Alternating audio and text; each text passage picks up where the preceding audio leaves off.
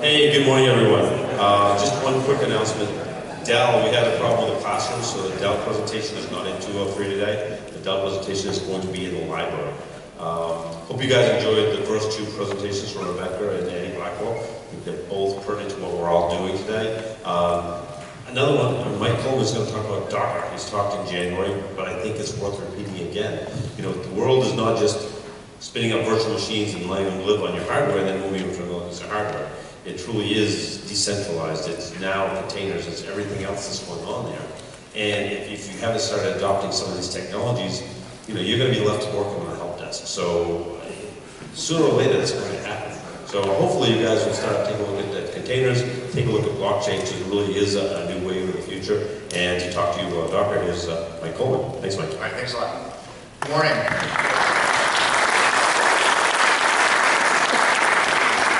So before we get started, how many of you have, I do this on like a 1 to 4, how many of you are running containers in production today?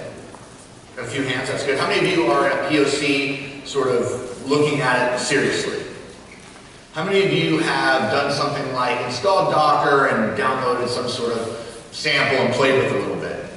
How many of you have heard of Docker and never done anything with it? How many of you have never heard of Docker? Okay, cool, all right. So this presentation, that's good, it's a good mix. This presentation is aimed for people who are sort of like lightly familiar with Docker, and the way I described it was someone walks into your office and they say, oh, by the way, we decided to put the new app in a container, here it is, go deploy it. And as a sysadmin, you've got to think about all these different things. Probably more than most people realize. How many of you are developers in here? Sysadmins? Managers of sysadmins? I'll talk really slowly for you guys. No, I'm just kidding. The sysadmins like it when I can make that. I can make that joke and I don't get fired. Anyway, so who am I? I spent the first half of my career as an IT architect and IT admin. I worked for Intel and HP as well as Steel Mills where I started. But this was a long time ago. I was actually a certified bandit engineer. Yeah, I like the chuckles. I was a Microsoft certified systems engineer on Windows NT 3.1. I was literally probably one of the first 300 or 400 of MCSEs in the world. And I was a Nobel Network CNE. That was how long ago that was. I went from there to go to work for Microsoft. I was a systems engineer for Microsoft covering the Northwest region. I'm from the other Portland, Portland, Oregon. And so I worked out of Microsoft there, and then I became a product manager at Microsoft. And then I moved to VMware and spent 6 years in virtualization before going over to Puppet, which is where I got into open source, and now I've been at Docker now for just over 2 years. I am definitely more aligned with systems administration and sort of IT practitioner stuff than I am developer stuff. I'm not a developer. I've never been a developer. I can write code, but I've never been a professional developer. And if you want to follow me on Twitter, you can follow me at Mike G. Coleman. If you go read my timeline, in the past 24 hours, it's all me complaining about the Portland Timbers Soccer Club. Before that, it was more work-related stuff, but we had a terrible game last night. I split, my Twitter's about 50% work and 50% soccer. Anyway, so we're going to jump into this. I start this conversation from a position of, looking at virtual machines, and that's the world that, we all live in, right? Most people have VMs in their environment, and some to a very large extent. So I come at the way of explaining containers by starting with virtual machines. And the first thing I will say is that Docker containers are not VMs. I've had a lot of people go, oh, container's a lightweight VM. And it absolutely is not. 100% is not. And I said the same thing. But the real, because if you think about what these technologies are, a container is a self-contained unit, and it's binary, and it can move around, and it's a unit of compute, right? And that's basically what a VM is. It's a way to take something and encapsulate it up and run it on a server, and if you need to, you can move it to a different server, and you can easily replicate it because you can clone the image, and they have a lot of similarities. But the architectures are very, very different, and the benefits are very, very different.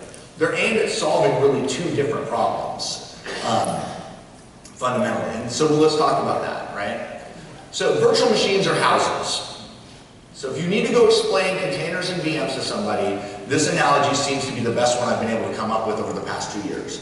A virtual machine is a house. If you think about a house has 4 walls and a foundation. It has its own heating, its own plumbing, right? It's got a front door that locks so you can't just walk into it, so you've got some security.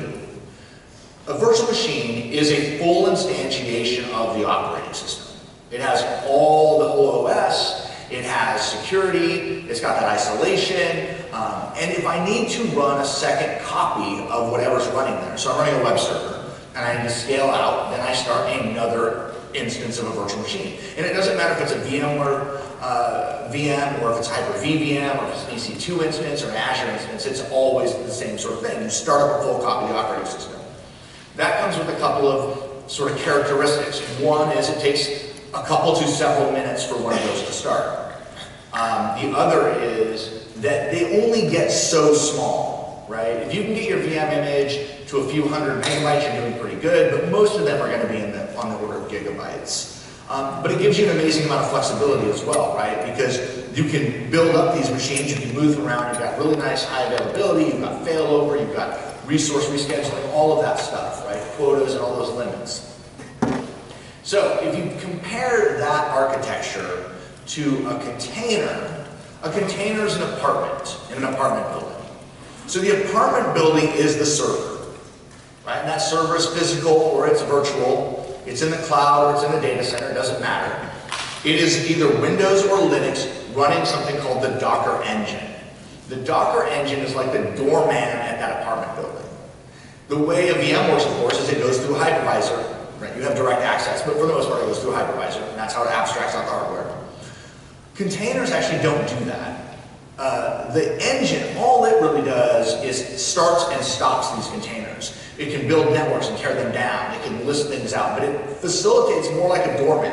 You walk up to an apartment building and you say, where does Mike live? Oh, he's in apartment 2C. Okay, now I know where to get Mike. Or you just moved into the building. Let me help you get set up. Here's your mailbox. Here's this. Here's that. That's what the Docker engine does. It's a traffic cop, if you will. A container, and why do I say it's like an apartment? Is because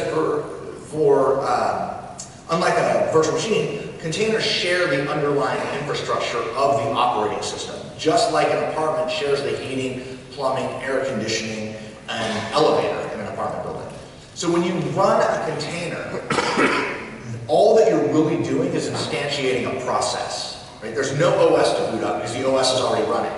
That has some limitations. That means that on that Docker host, you have to run a container that is the same operating system as the underlying operating system of the host.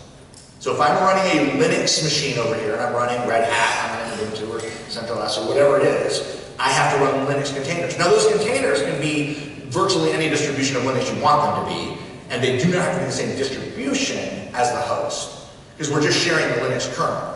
So I can have a Red Hat machine here and run Ubuntu in a container, I can run Slack in a container, I can run Alpine in a container, all on top of Red Hat, or on top of Ubuntu or whatever. Mix and match as you see fit.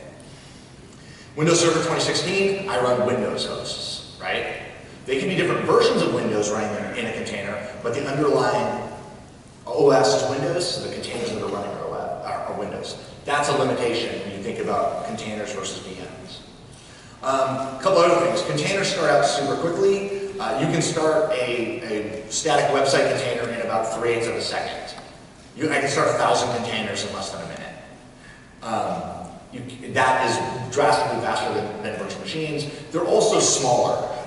One of our Docker captains, which is like a vExpert or a Microsoft MVP, is working on taking the Nano image for Windows Server, which is about 1 gig now. He's got it down to 89 megs. You can do a Windows Server or Windows Nano Server web server in 89 megs.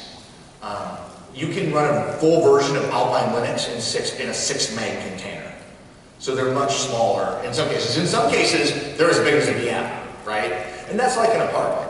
My son's apartment is a bunk bed in a studio with 3 other dudes, right? That's that's the Alpine Linux of apartments, right? And then you've got these giant 10,000 square feet penthouse apartments, right? So that's sort of the main differences, right?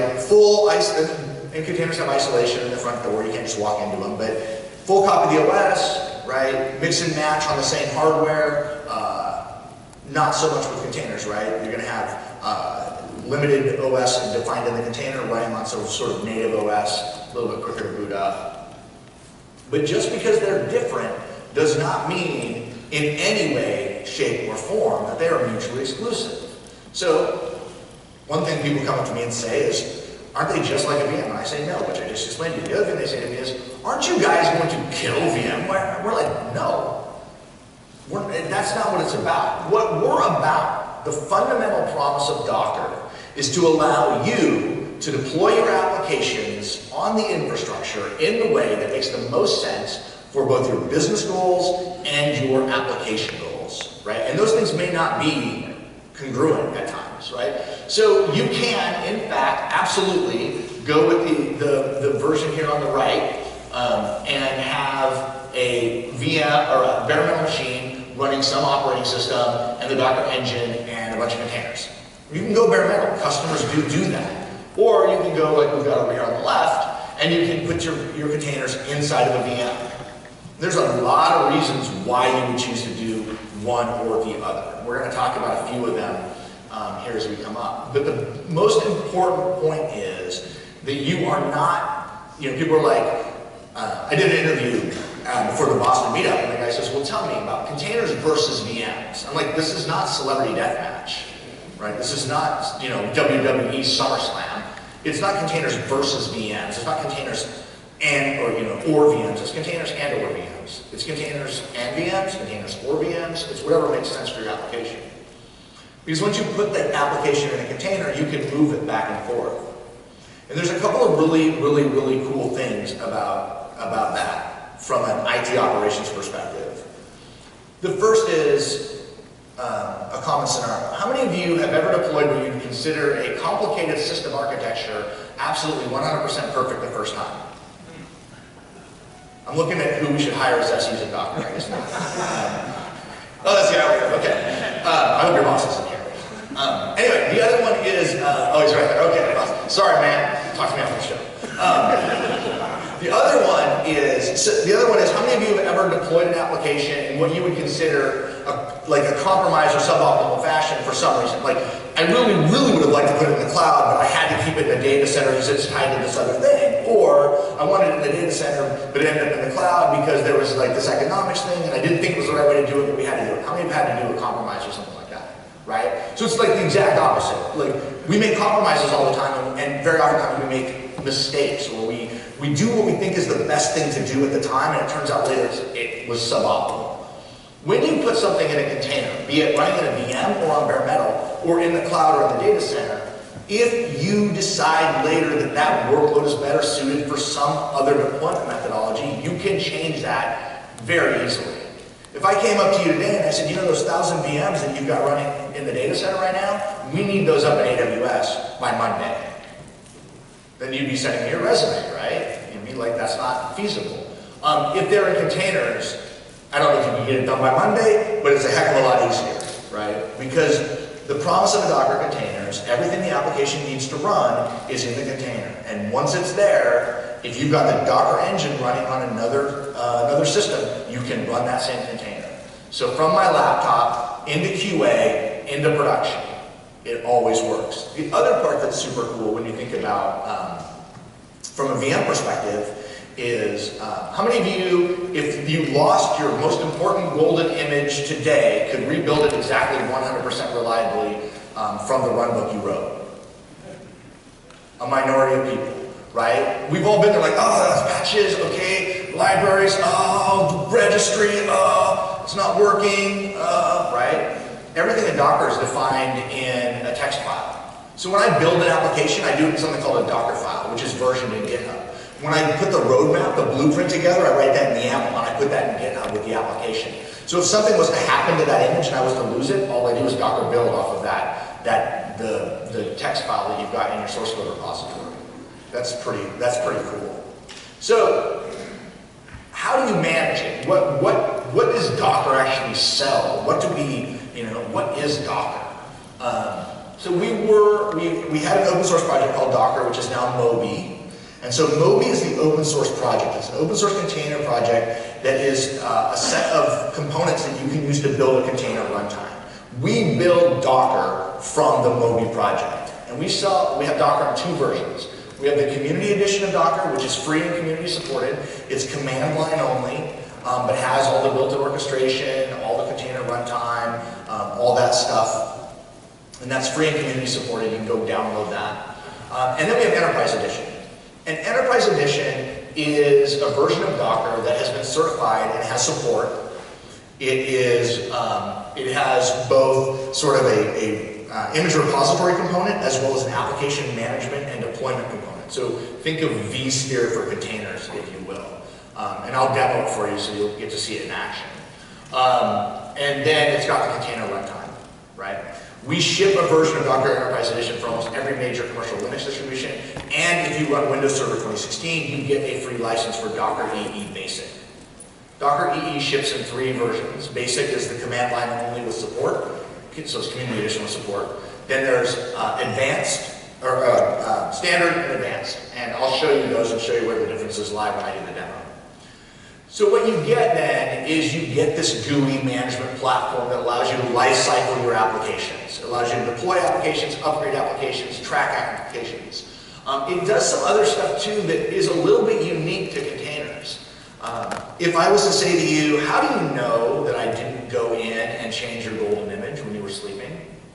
How do you know that I didn't go in and just update that image and not change the name and not change the version? How do you know that what you deployed in production is what you actually thought it was?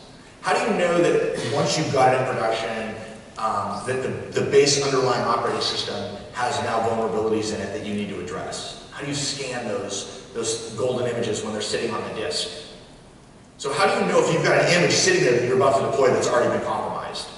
It wasn't compromised when you built it, you checked it out, but it's 3 months later. How do you know that it's not compromised now before you run it?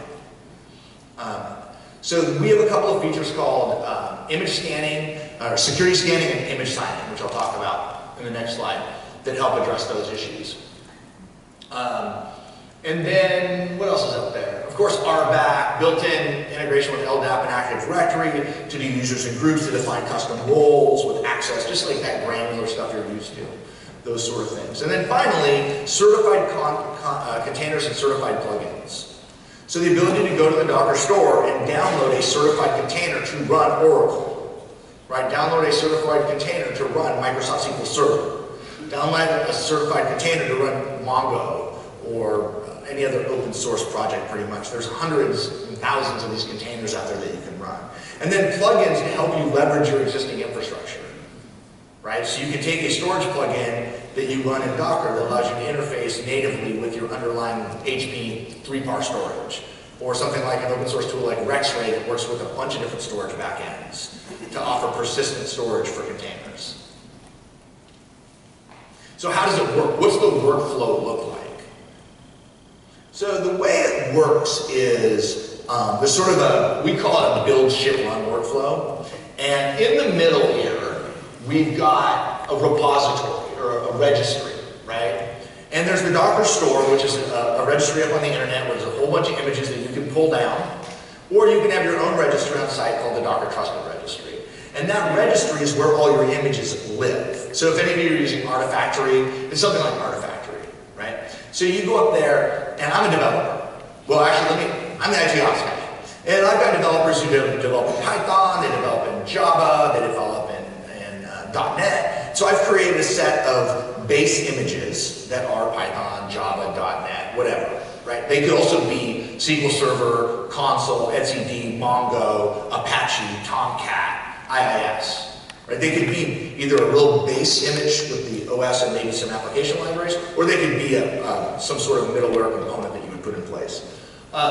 So I create those images and I digitally sign them. I sign all of them. I'm a developer. I show up and they say, hey, go ahead and build the login mechanism. I don't care what you write it in because it's in a Docker container. And so you can write it in whatever you want because it's going to be isolated and self-contained. And if you want to write in Java, that's great. If you want to write in Python, that's fine too. You don't have to hire the best Python developer, just hire the best developer and let them write the tools they want to write in. So I grab my Python image, I do a Docker pull, and I pull down Python. I have a digital signature.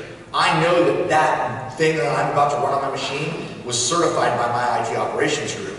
And my policies on my system will let me run it. If it's not signed appropriately, I can't run it. I can't even start it.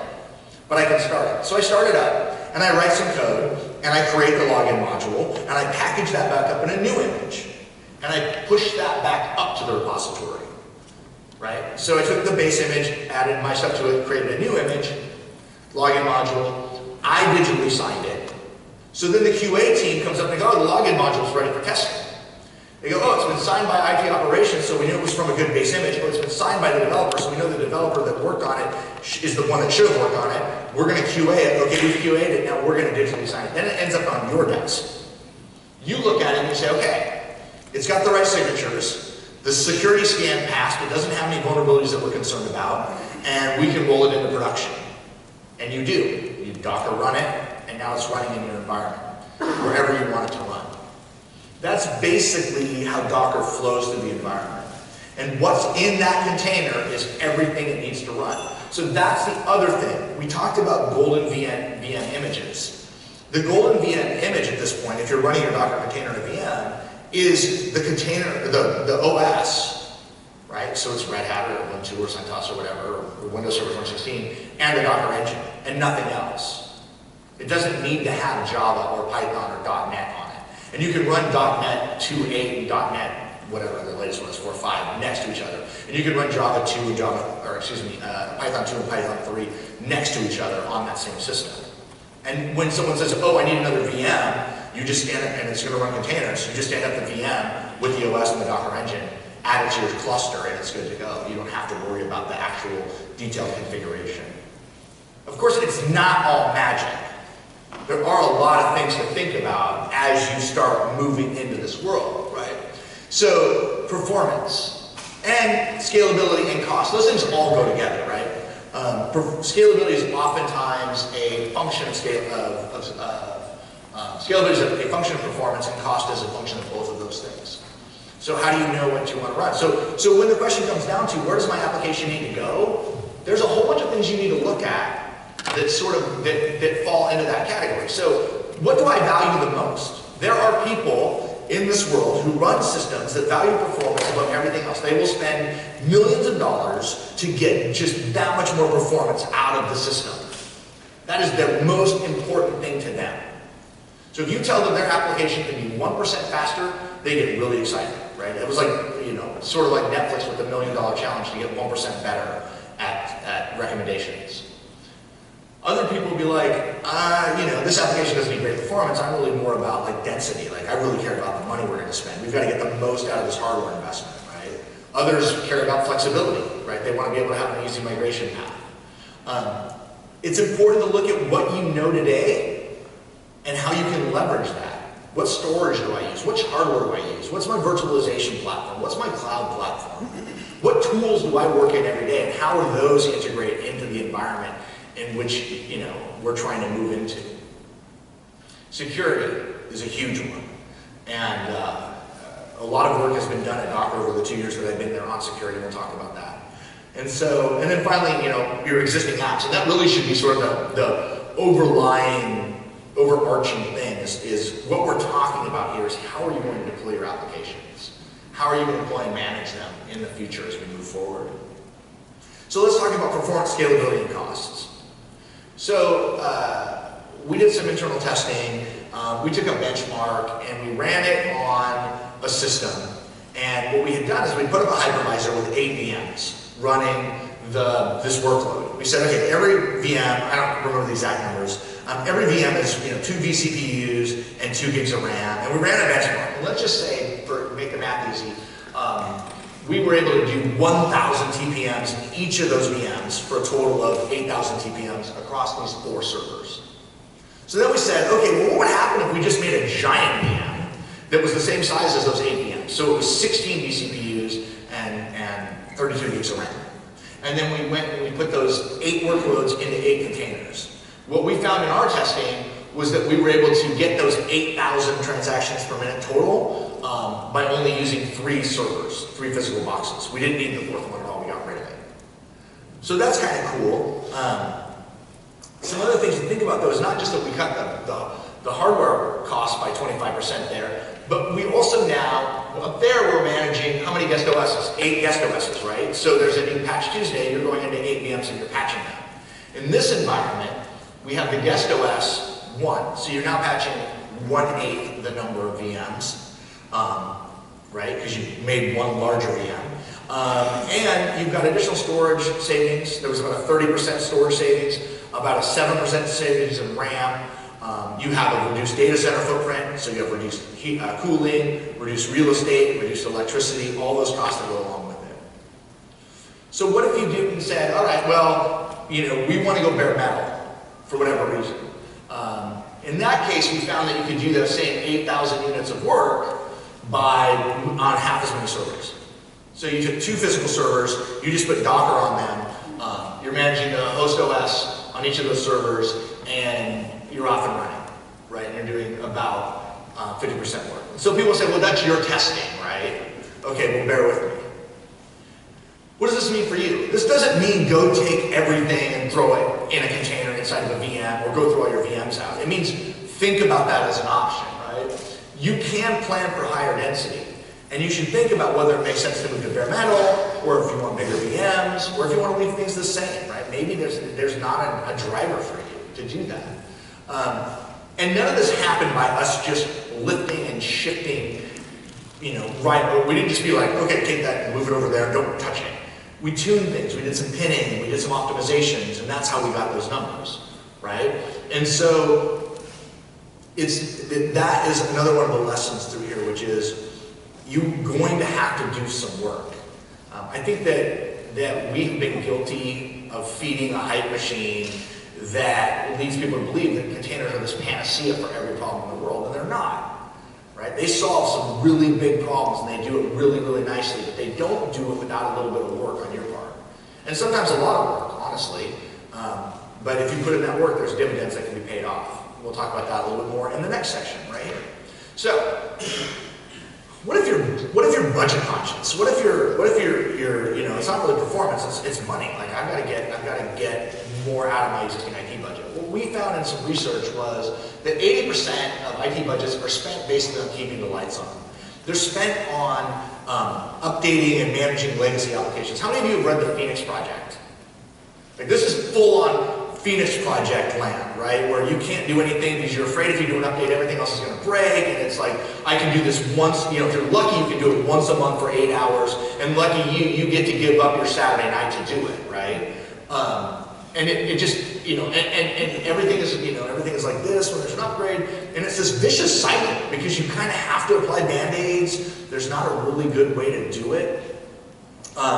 So complex application changes and just not a lot of high value in that. So what we embarked on last quarter was a program jointly with Microsoft called, which we call MTA, which is Migrating Traditional Applications. And the idea was, can we use containers to take existing applications and just save you some money, and so to free up some budget for other things. And so we did this last quarter We were funded jointly with Microsoft to do 15 proof of concepts, and we completed all of them, and this is the summary of one of them. So this was MetLife, and they basically had this Java application, and they said, I want to do some TCO reduction. I want to basically have a common deployment model, and here's something that's kind of cool. When you go to deploy Docker containers on Windows, it's the same command set, the same CLI, the same API as it is on Linux, right? So as you start working in these hybrid infrastructures, you can do it with the same set of tools, right? Or if you, we'll talk about existing skill sets in a minute, but if you're a PowerShell person, there's PowerShell for Windows, and it works great with containers, right? So they wanted to be able to have a standard deployment model for all their applications, and containers would give them that. They wanted to have a self-service platform. They wanted their developers to be able to go grab those images and create their applications and have the IT ops folks deploy it out. They were concerned about security. They wanted governance that was universal across all their application workloads, regardless of whether or not those application workloads ran in the cloud or in the data center, either physical or virtual. So essentially, they went from their developers pushing and you commit, took 7 days to get that into production, and now takes 5 minutes. Now, this is obviously integrated with CI/CD and other technologies, but with that, by moving that old application in, they can do an update in 5 minutes. They cut their server utilization in half. They basically went on security patches from 7 days to 2 hours. So that vastly decreases your exposure, right? Vastly. And then finally, average time to scale something up from 7 days to 5 minutes, because they didn't have to provision a new VM, right, from scratch and put that in. They could just be like, scale it up. Now, if you run into some capacity issues, you might have to go out and bring a new machine up, but while you're talking about like sort of steady state operations. So basically, what we're aiming here is to increase the portability, the security, and the efficiency of applications without changing the code. You don't rewrite anything. All you're changing is the way you deploy it into production. And we have some tools and some programs to help you do that. Now, these are sort of the other side of it, right? So we saw the faster, right? But now your applications are infrastructure independent, meaning you can run them anywhere. And you can run them using the same tools and the same, scripting and everything, depending on, regardless of where they run, whatever platform they're on. They're now portable. And the security for that application follows it, because it's tied to the container. It's not tied to the platform on which the container runs. We've actually had some of our customers achieve a 77% reduction in infrastructure by moving into containers. And you can actually cut into this pretty easily, right? So the quickest way to cut into it is to basically take an existing app and containerize it with Docker. Right? I'm going to show you a tool that can help you do that. And then you can throw that into some sort of your infrastructure refresh. How many of you have cloud initiatives that you're working on and you've got to migrate some stuff to the cloud, right?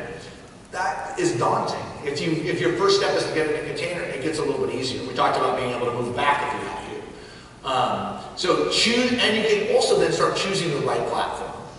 If you start breaking that application up, as we come down into here, right? If you take that existing application, you start breaking it apart into more microservices, you could say like, well, let's take the login module and put that up on Amazon, because it's customer facing and it has no data in it that I care about. But let's keep the account database in a container running in the data center, right? And we'll have a secure communication channel between those. And you start breaking those things apart and run things where it makes the most sense, where it's the right thing to do for your business and the right thing to do for your application, instead of having to sort of compromise. So why would you do this with Docker? Why would you do this with us instead of some other vendors? Why would you not use some sort of other PaaS or some sort of other cloud platform to do it? The short answer is we are the only vendor that doesn't really want to lock you in. Like people will be like, well, I had someone ask me in a webinar, which cloud provider should I run my application on? And I was feeling nice that day. And I said, well, there's a lot of considerations that you need to look at, and you need to evaluate. And if I'm not feeling nice, I just say I don't care. Because I literally don't care. Like, where you run your application is your decision. And Docker doesn't care if it's on Linux or Windows or a mainframe, right? We have Docker for IBM mainframes now. I don't care if it's in Azure or AWS or DigitalOcean or Google Compute. It doesn't matter to me, right? I'm not a vendor who is going to do that, right? So if you put something in a Docker container, you have this freedom to move across. Whereas if you go with some other vendors or some other type of solutions, like you go with a more traditional PaaS, you're kind of locked into that PaaS. You're locked into the way they do work. If you choose a cloud-specific container platform, you're locked into that cloud provider, right? With a lot of them. There's some that don't. Azure Container Service doesn't do that, but there's other ones that do. So I think like with Docker, if you start from a position of like Docker EE, then you have your choice of wherever you want to run it. So if you want to put your stuff in Docker EE and you want to use Kubernetes on the back end, I don't know how many of you have heard of Kubernetes, but it's a pretty popular orchestrator, you can absolutely do that. Right? And you can go to Azure Container Service and you can spin up Kubernetes and you can run Docker containers all day. Right? Great. If that's what works for you. Or you can use the built-in orchestrator in Docker. Or you can start a Kubernetes and change a Swarm, or you can start with Swarm and realize it didn't do what you wanted to do, and you can move to Mesos. It all starts by using Docker for the container. So I'm going to do a quick demo for you. Get out of this and show. I have over here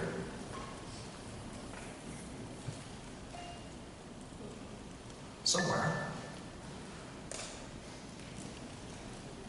I mucked this up for a second. Oh, there it is. Okay, I can do it like this. Okay, so what I've got here, let me set this up for you. What I've got here is a Azure VM running Windows Server 2016 and Docker on it. And what I've done is I've taken a virtual machine, a virtual hard drive, and I have moved it into this VM for the purposes of turning it into a Docker container. So I built a VM in this case, VirtualBox. It could have been Hyper-V, it could have been vSphere. And I'm taking that VHD, and I'm going to run it through a tool that we call Image to Docker, which is an open source tool that's freely available. So let me come over here, because this command is a little bit long, and I'm just going to paste it in. I'm going to come back over here, and I'm going to Control-V this, and I'm going to hit Enter. And what this is going to do is it's basically saying, hey, convert to Docker, go look at this image, ws2016.vhd. What you're looking for is an IIS website, because that's the application. It's an IIS-based website. We can also do Apache. We can look at Windows features. We can look at Windows roles and replicate those as well into containers. When you're done, write out to this directory your output and do it in verbose mode so we can all see what's going on. So it's basically now going to go in and read the image file, crack it open, and this takes a little bit. So I've actually, because any good cooking show, I prepared one earlier. And you don't want to sit there for 6 minutes and watch the yellow text. What you end up with is, you end up with a couple of things, right? You end up with a Docker file. You end up with an IIS JSON file, which is the config for IIS. And you end up with a www root directory, which is the actual website. So what it ends up doing is it goes in as it's going on, is it's reading the IIS config from that system and it's writing that information out for me. The Docker file, for those of you who've never seen one, is basically how you create your application, right? So what this one is saying here is start with a Windows Server core image, use PowerShell. We're going to disable the DNS, so we're doing a PowerShell command here to affect the registry. We're going to remove the old default website. We're going to install the IIS role by using the Windows optional feature PowerShell commandlet. Then we're going to create a new subdirectory in the container. We're going to create a new website in IIS. We're going to expose port 80. So we're going to say, hey container, open up port 80 so we can talk to the website. And we're going to copy in that directory that includes the web content into the inet pub www root of the container. These are basically things you would do if you were setting up a web server. Right, anyway. And then we set some environment variables and we set the site security. So when that's done, you can come back in here to this window and you do docker build. Actually, I didn't do, okay, docker build -t Mike G. Coleman, Windows tweet app. And it runs through that file and it creates the new container, right? Now, I will tell you that like any good cooking show, I built this container earlier because I want it to be faster. And then I can take that and I'm going to copy this command line in just because I'm lazy. I can run that container here. And what I'm basically telling Docker to do is I say, hey Docker, run me a new container. -D says run it in the background. -P says I'm going to use port 8088 on my host to access the container that runs on port 80. I'm going to call the container Windows Tweet app, and I'm going to use that image I just built. When I hit enter, we will start a new IIS web server. So that's how long it takes IIS to boot now on the system. So if I want to scale it out, you can see me pretty fast. Come in here, just because I'm lazy, I'm going to grab this and go into Chrome. Go into Chrome. Where's Chrome? There we go. And Control V. And that's the Docker container running up in Azure. That's how long it took me to do it. So literally, I could have, if I had done that in real time, that whole exercise takes 15 minutes for me to open up that VHD, extract the IIS website, build the Docker image, and get it running. So that is image to Docker, and that's a little sort of MTA flavor. Where are we at here? I got about 20 minutes, 15 minutes before lunch, and I'm starving. I can't wait to get a Subway sandwich. I don't know how the sandwich artists are here in Maine, but in Oregon, they're top flight. So what is container security? Container security is not just isolation. Isolation is table stakes. We have isolation, right? You can isolate your container, keep people from getting into it, right? But it's also things like, where do those images come from? We talked about image scanning. Are they up to date? How can you access, who can access those containers? Who can access those resources? How do we lock them down? How do you deal with sensitive data and passwords? How many of you have ever put a database password or something like that in a shell script? In an environment variable? Come on. How many of you are lying? There was a few brave souls that raised their hands, but it happens. People do it. So with Docker, we actually allow you to encrypt those secrets in an encrypted store within the Docker host cluster, and they can be passed encrypted down into your running applications. You never have to put them in plain text again. They're encrypted on the disk. They're encrypted in transit, and they're never written to the disk of the node that's going to consume them. The only place they're stored on disk is in the Swarm Manager, and even then it's encrypted. When it comes down to the node that needs to consume that secret, it's mounted in memory and never written to the disk. So you don't have to worry about shredding the disks on your worker nodes. Are your communication channels secure? So all the communication between the Docker cluster, which we call Swarm, the Swarm cluster, is encrypted with TLS 1.2 by default out of the box. You don't have to set it up. So you can't snoop the manager traffic. And you can encrypt all the network traffic as well with IPsec, just by flipping a switch on the command line when you run the container. Or when you create the network. You create a new network, you say I want this to be an encrypted network, and it's encrypted. We believe that basically security comes, safer applications come from 3 buckets of security. One is that you have usable security, right? Tooling and same defaults and tooling that work the way the operator works, right? Not crazy stuff that you have to deal with. It should work both for the developer and for the operations team. Trusted delivery. If it's going to be delivered over the network, it should be encrypted. If it's a password, it should be secure, right? You should be confident that the artifacts that you're running in production are the artifacts that you think they are. All of those things, right? And that all of the stuff that we talked about works regardless of where your application is running, right? So if I am on AWS, my Docker secret works just the same as I do if I'm on vSphere or Azure or Bare Metal. When I define that as an architect, or I define that as an operator or whoever, that doesn't change just because I change platforms. I deal with it the same everywhere. If you do those things, you end up with safer apps. So Docker Datacenter, which we talked about a little bit, has all of this stuff built in, right? So it has built-in support for true application secrets. It's designed to work for both developers and operators. We've talked about image service, signing and verification, talked about the encryption, the TLS, all of this stuff. So really, because of where we're at on time, I want to do a quick demo, another quick demo. Okay, so let's go back over here real fast, and let's look at this. showed you a Docker file. A Docker file is how you build an application or a service.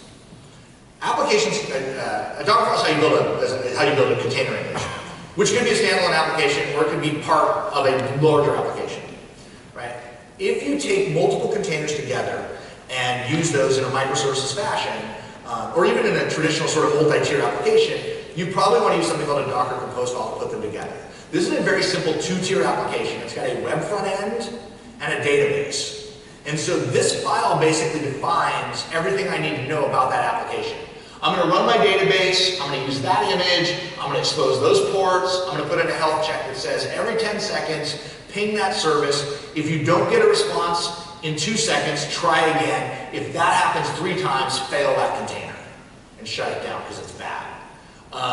Environment variables and I need to run all this on my own container software-defined network. I'm going to need a database. I'm going to use the console image off of Docker Store.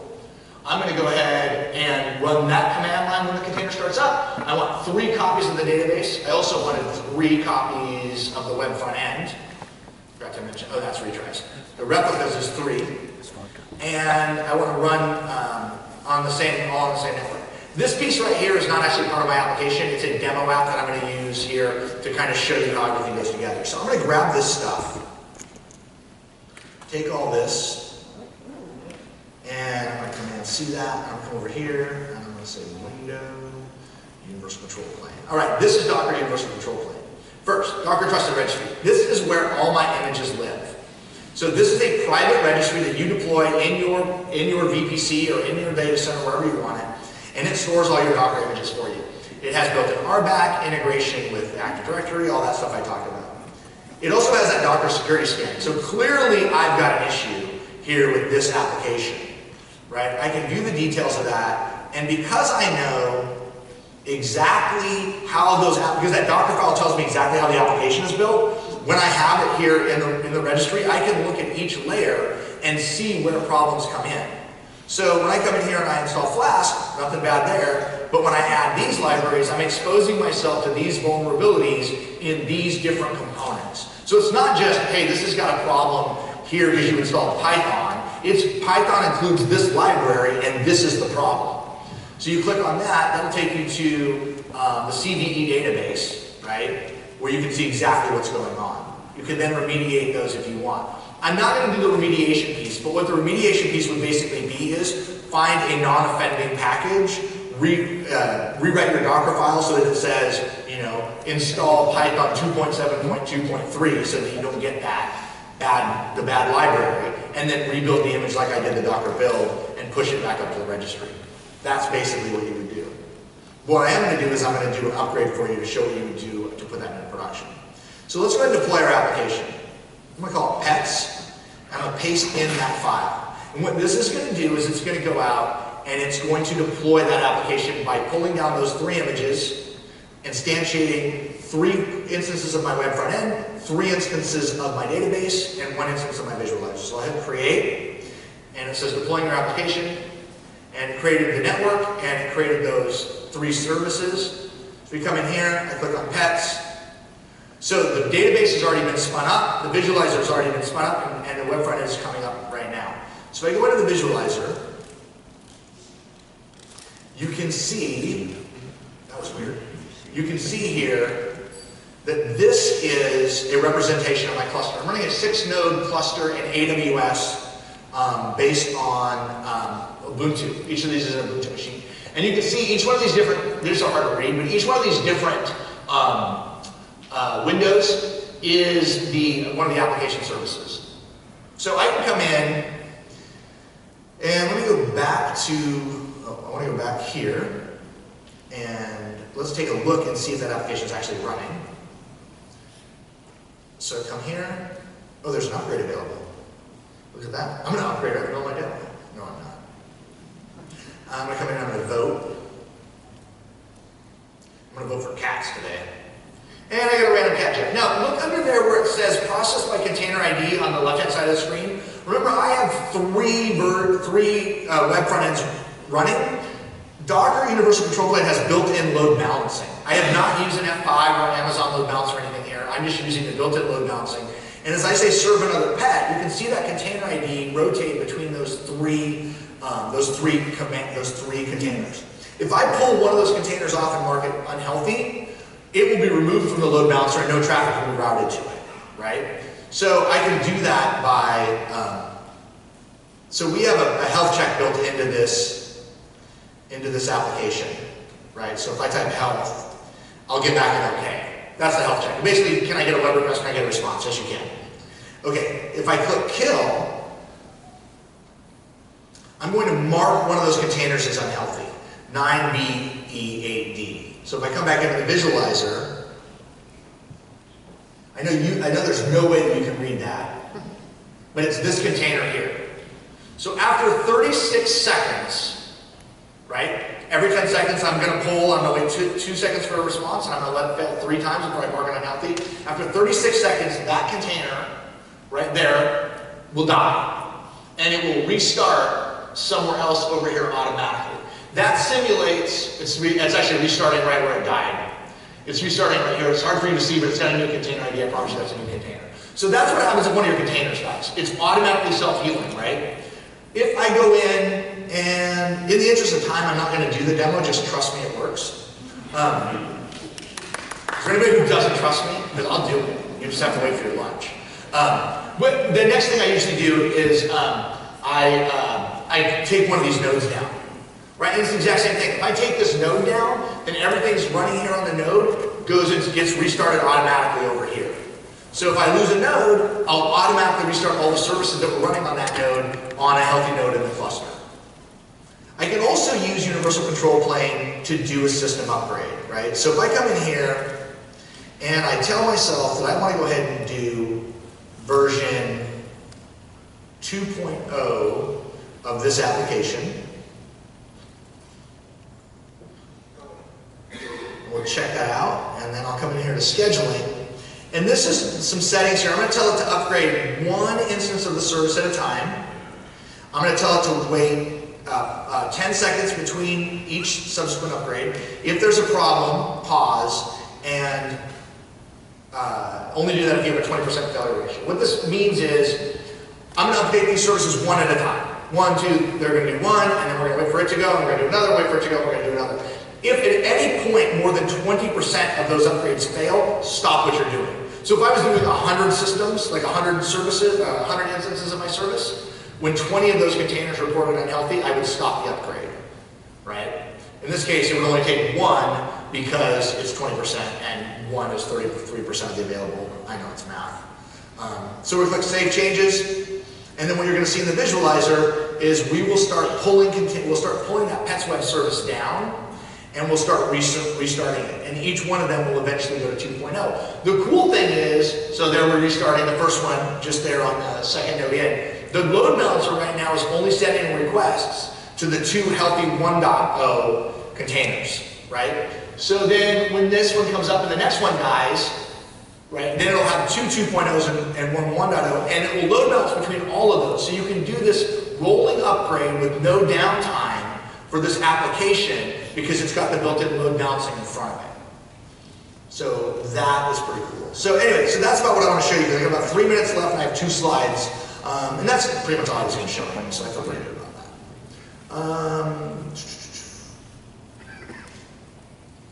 All right, so that was the Docker Datacenter. Okay, leveraging existing skill sets. The thing here is that we want people to be able to work with the tools that they're used to working with. So if you are running on AWS or Azure, we have versions of Docker designed specifically to get you started very easily there. They will set up load balancers, they will set up infrastructure, they will set up logging groups, they will set up anything you need for that cluster to run in that environment. So in the case of AWS, we put all the systems in an auto-scaling group. So if you need more infrastructure, it will auto-scale for you based on the rules you define. We put all of the logs, the Docker logs, into CloudWatch if you want. So that way you can use CloudWatch to examine your logs if you're an AWS admin. Right, so taking the Docker components and putting them and marrying them with a native operator workflow is what we're working to do here. We do not yet have Docker for vSphere, but we're talking about what makes sense there. And we know it's important. For developers, whatever platform you work on, we have Docker for Mac, Docker for Windows, and we have Docker to run on native Linux. So So your developers can work on whatever platform makes the most sense for them, but whatever they produce can be deployed on whatever makes the most sense for you. So finally, this session was presented at DockerCon as an overview of things to think about. There wasn't a lot of very specific customer examples. That's because we had a lot of really great customer-focused sessions at DockerCon. And so what I did is I went through and I said, what were the key learnings from those sessions? What were the resounding themes that kept coming back? Number one is if you're going to go down this road and you're going to start working with containers, you need to involve everybody.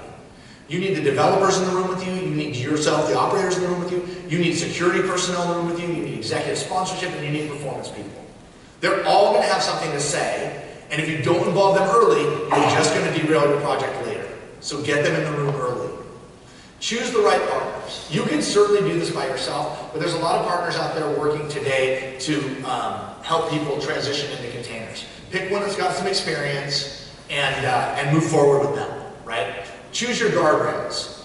Define those guardrails. We'll talk more about that on the next slide, but define what you're going to do. Don't get distracted by the shiny object and stay focused on that. But realize that what you think you were setting out to do will probably change and you'll need to be a little bit flexible. But don't resist the risk associated with the scope, the project scope creep. You don't want that, right? And sweat the small stuff. There's something in Docker called labels, right? And so with labels, you can label a container and say, this container runs on SSD in the West region, in the West Data Center, on vSphere. Later, when you need to make a move, that can help you. You'd be like, oh, I want all the SSD containers to be over here. Well, I've labeled them all, so now I know where they all are. It makes it super easy to find them. So take that time to document all that minutia, leverage things like labels in Docker to make it easier for you. Finally, pick the right project. Start small.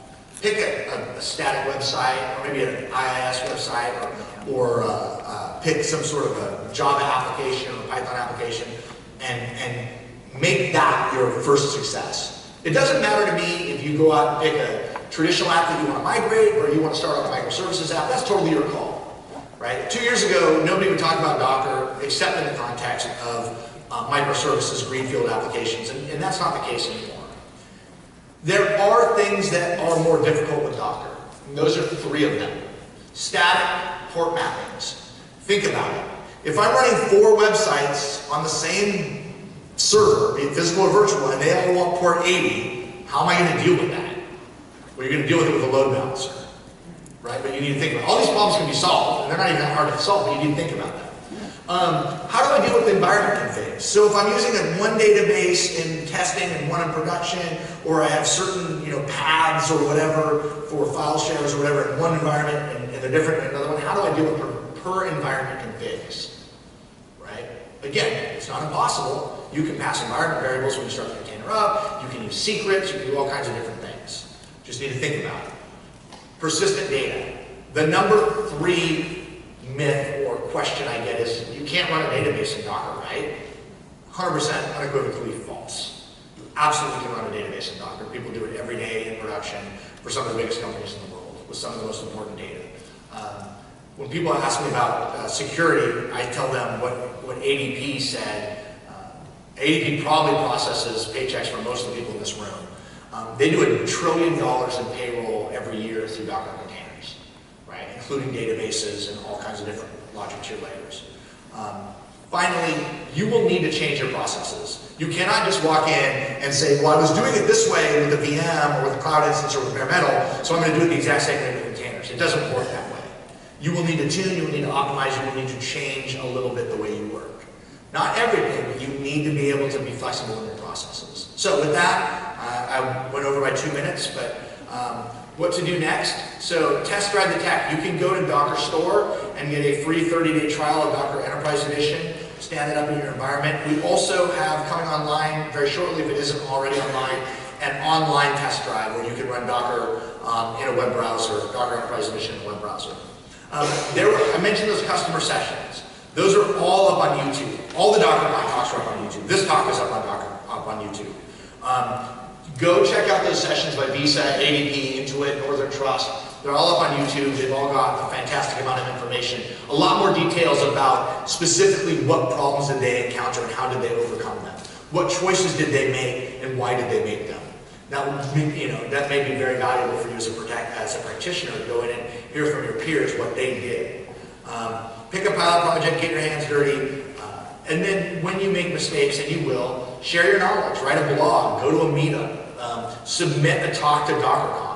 I am always the very most interested, because I review all the use case calls for paper for DockerCon. I'm on the committee that does that. My favorite talks come from customers who have done stuff for real, right? That's the talk I want to listen to. So if you go and you spend the next 9 months on a Docker project and you want to speak at DockerCon next year, submit a call for paper, and I guarantee you we'll look at it hard and try to get you in if at all possible. But even beyond that, if you write a blog and you tweet it to me, I will get it retweeted by Docker, right? I will get you that exposure and you will help a lot of other people. Anyway, my Twitter is Mike G. Coleman. I want to thank the VTUG for having me out. I came out in January for the winter warmer, and I just love this conference because it's so organic, and it's just I wish there was more of these all over the US. I'd go to all of them. Plus, I'm like stoked to eat a bunch of lobster. So, thanks a lot.